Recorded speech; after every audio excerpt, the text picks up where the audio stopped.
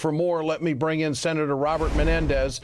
He chairs the Foreign Relations Subcommittee that oversees U.S. aid. Senator Menendez, nice to have you with us tonight.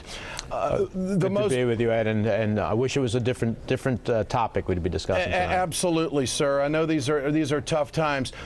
Urgently, what do we need to do as America right now? What do they have to have? Of course, they have to have everything. We're rebuilding a country right now, but as this relief effort has taken place, what strikes you at this hour? Well, at first, let me just say our thoughts and prayers are with the Haitian people and with their families, many here in New Jersey and throughout the United States.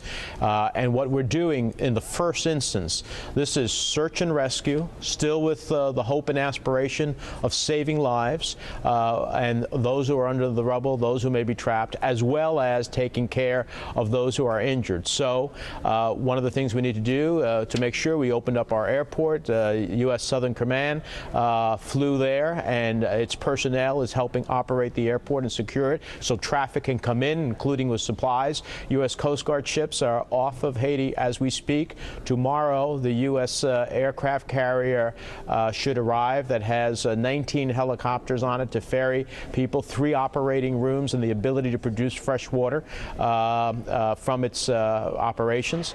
And we have a 72-member search and rescue team out of Fairfax County that is commissioned by the federal government, is on the ground helping to do search and rescue. We also have our disaster assistance response teams on the ground already. So this is the most significant humanitarian movement that the United States has had in some time in response to a disaster, and it's going to continue to be needed as we move in the days ahead. But it's about saving lives in the immediate term, and then, of course, we'll be looking at a longer-term commitment. The president, as you know, made a $100 million commitment to the country, as are other countries in the world.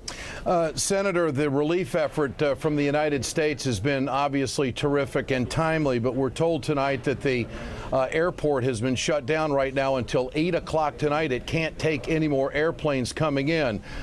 So facilities obviously are an issue right now. As we move forward, how many volunteers does the State Department or your committee anticipate?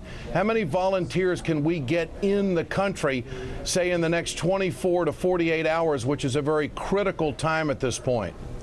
Well, you're going to have on their way from Camp Lejeune about 2,000 Marines. You're going to continue to see the search and rescue teams and what we call our DART teams, disaster assistance teams, that are going to continue to come in. You're going to see, of course, our coordination with the UN, with the World Relief Food Program. It's committed about $500,000 in immediate food grants.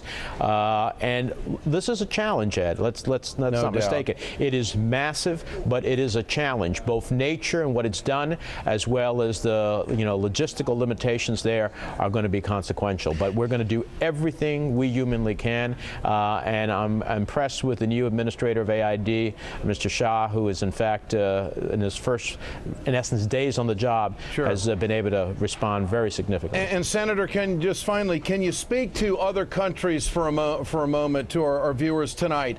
The Russians, the Chinese, the French, the Brits, the Germans, are they in this as much as the United States is? Well, they all have disaster assistance and search and rescue teams on the ground. As a matter of fact, the French found some of people alive at the hotel, along with some of our search and rescue people. So in that respect, they have made significant pledges of money, but what we need is the coordinated effort. And here again, it's U.S. leadership leading the way in one of the most difficult and darkest periods of time for the people of Haiti. And it's going to be U.S. leadership that makes all the difference in the world in terms of both saving lives, coordinating the international effort, and at the end of the day, bringing some measure of hope out of an incredible humanitarian disaster. Senator, I think finally it needs to be pointed out what kind of day the President of the United States had. Let's see, he's dealing with Haitian relief, health care, big banks, 2 wars, and a new terror threat from Al-Qaeda out of Yemen.